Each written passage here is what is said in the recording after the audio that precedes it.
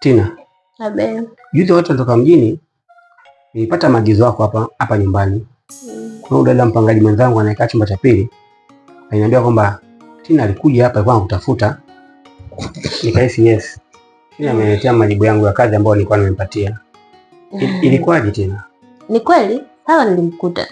Ndio. Na nilizungumza naye. Lakini sasa majibu ya Sala hayaridhishi kabisa.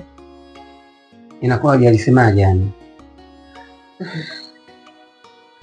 Moja, Sala anadai kwamba hauna hadhi ya kuwa na yeye.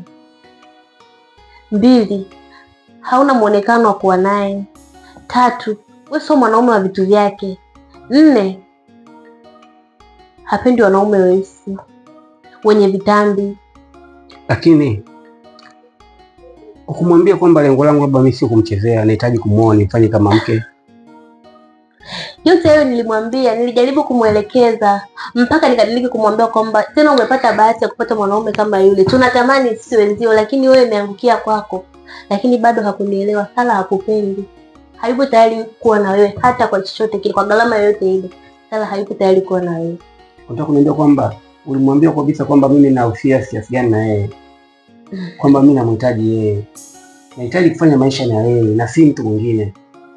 Nimezunguka na muona wanawake ya kila aina, lakini mimi nampenda yeye. Lakini kwa sababu yeye amesema kwamba anihitaji, ulishindwa kumwambia kwamba mimi nina uwezo, labda mimi pesa ninayo, naweza kumwambia kwa chochote, naweza kumwambia familia yake. Ulishindwa kumwambia kabisa kweli? Yaani hayo unaoongea ni marudio, nimemwelekeza kila kitu.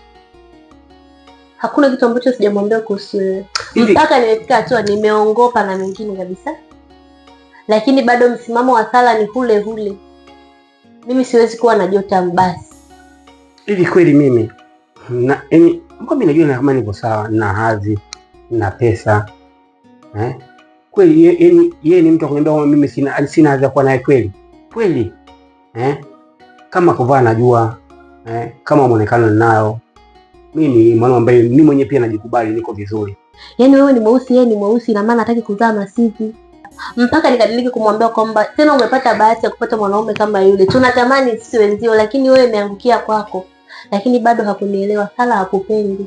Hayupo tayari kuwa na wewe hata kwa chochote kile, kwa gharama yoyote ile. Sala hayupo tayari kuwa na wewe. Labda nikushauri kitu Jota. Ndio. Sio kwa ubaya lakini. Ndio. Mi naona kama ungeachana naye tu, kwa sababu yaani Sala ni mwanamke ambaye hana muonekano, hana mvuto. Sielewi unampendea nini, unamng'ang'ania nini? Wakati huo kuna wanawake ambao tuna muonekano, tuna mvuto. Unaweza kuniambia ni kitu gani nafuata pale? Tina. Kila ndege atua kwenye mti anaoupenda. Mimi nampenda yeye, tu umenielewa? Nimekuelewa. Mapenzi ni hisia Jota. Hisia zako zipo kwake, lakini hisia zake hazipo kwako. Itabidi niende mwenyewe nyumbani kwao tena kwa mara ya pili. Akanijibu mkato nikiwa nashuhudia. Akanitukana nikiwa nashuhudia. Na akaniongelea maneno ya shombo nikiwa nashuhudia. Haijalishi mchana, usiku au jioni, nitakwenda nyumbani kwao. Nikaona naye face to face kama nilivyowahi kuona naye mara ya kwanza. Na sitakata tamaa. Nitakwenda mara ya 3, nitakwenda mara ya 4, nitakwenda mara ya 5, nitakwenda hata mara ya 6. Ila lazima nipate majibu yaliyonyooka. Nashukuru sana kwa kazi uliyoifanya. Umethubutu. Okay, sawa, lakini mimi nilikuwa najaribu tu kuambia kwamba jaribu kufikiria na upande mwingine, kwa sababu Sala ameonyesha msimamo wa kwamba hakutaki. Kwa hata ukienda wewe nahisi majibu ni yale yale, kwa sababu amedai kwamba hatamani hata kukuona. Yaani in short, hatamani kusikia hata maneno yako. Sasa akikuona itakuwaje? Unazidi tu kumaliza sole ya kiatu basi.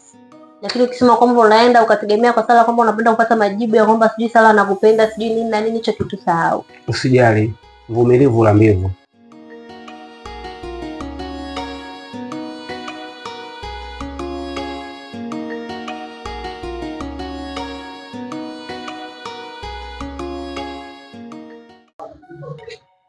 Pals. Naam. Unakumbuka juzi nikiwa nimekaa pale maeneo kuna sehemu nilikuwa nimekaa nimetulia hivi? Nakumbuka tulivyokuwa pale hotelini. Then ukaja kaambia brother, mbona kama una mawazo? Unaonekana kama upo sawa. najua nilikuficha. Ndio. Sasa nataka nikwambie tu ukweli. Nimeamua nikwambie kwa sababu ni mwanamume mwenzangu, pia ni mtu ambaye kidogo tupo karibu. Sawa? Ndio. Kutokana kwamba hali inayopitia sasa hivi ni sio nzuri. Simaanishi kifedha, labda kiuchumi, au labda kuna mtu nimegombana naye, hapana. Kuna shida gani? Ni mahusiano. Kuna mwanamke mmoja ambaye mimi nimemfanya mwanamke ambaye amechukua nafasi kubwa sana kwenye moyo wangu. Amechukua nafasi kubwa mno, na wote nafasi kubwa ndani, utakuwa unanielewa. Ndio. Umai kumpenda mwanamke afu yeye unapomwendea anakuambia akupendi au akuhitaji, au wewe sio sehemu ya maisha yake.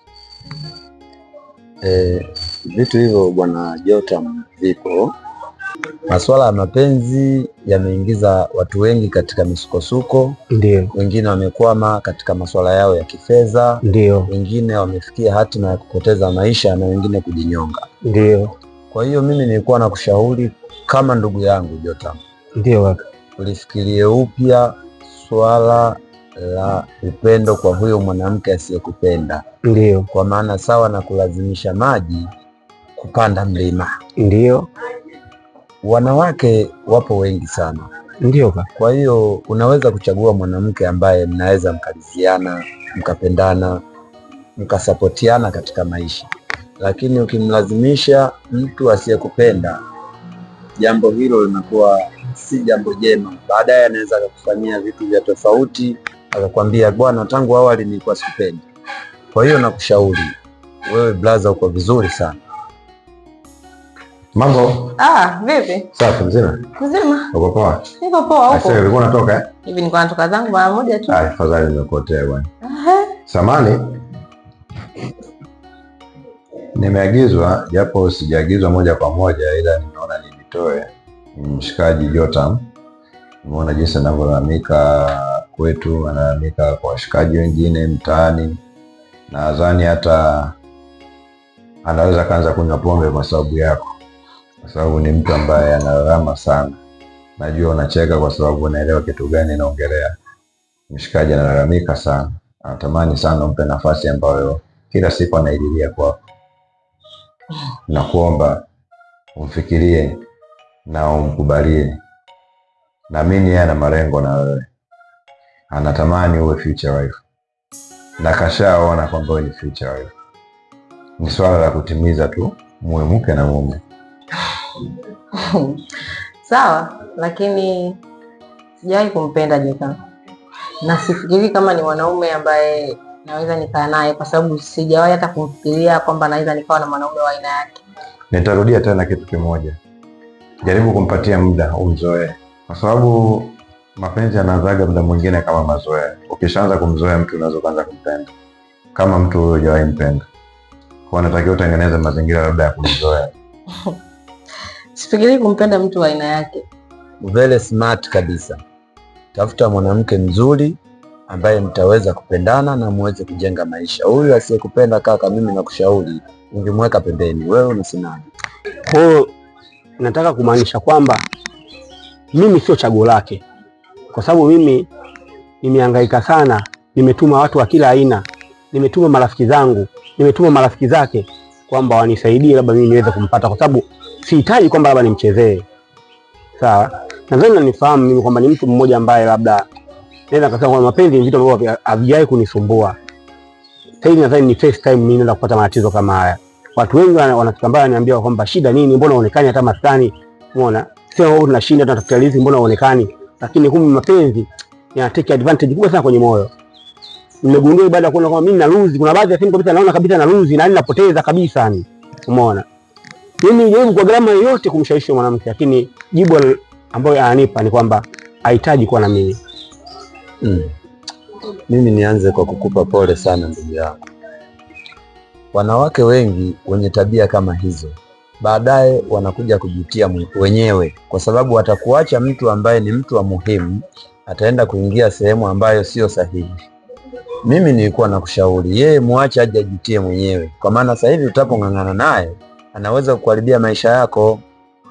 Kwa hiyo wewe fanya kama funzo, tafuta mwanamke mwingine, lakini baadaye pindi utapofanikiwa atajionea mwenyewe kwamba nimeachana na mtu gani, niko kwa mtu gani. Jotam, mimi nakuamini sana bwana. Nashukuru sana baba. Ndio. Nashukuru sana. Kwa swala la mapenzi naomba lisikuingie sana katika moyo. Wewe bado ni kijana, bado ni mchapakazi, natakiwa utengeneze maisha, japo mapenzi yapo. Ndio. Unaweza ukaingia kwenye msongo wa mawazo, baadaye ukaja kufilisika kwa ajili ya masuala ya mapenzi. Watu wengi wamefilisika. Kwa hiyo mimi nakushauri katika hilo kuwa nalo makini sana. Nashukuru sana kaka. Kiwe sana. Nashukuru sana. Asante. Asante. Pole sana bwana. Kwa changamoto za wanaume, baadhi ya wanaume wengi haya mambo yanawatokea. Yaani sio mwanaume ambaye mimi namhitaji kwenye maisha yangu. Unanitisha.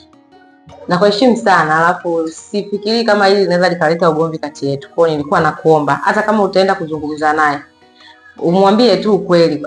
Yaani aachane tu kunifikiria mimi. Anaweza, wanawake wako wengi, anaweza kupata mwanamke yoyote mzuri, ana kila kitu, anafanana naye.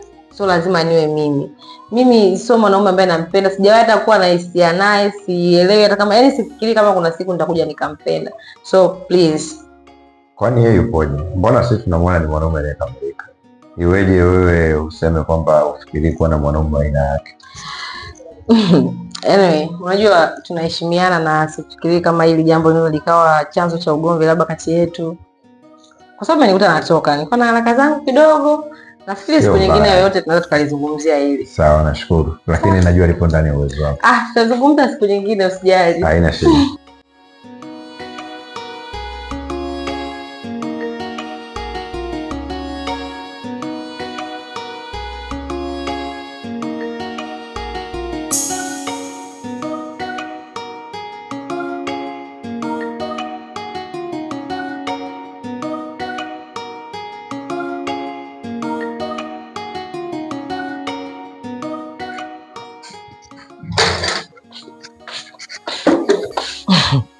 Fadhali nimekukuta.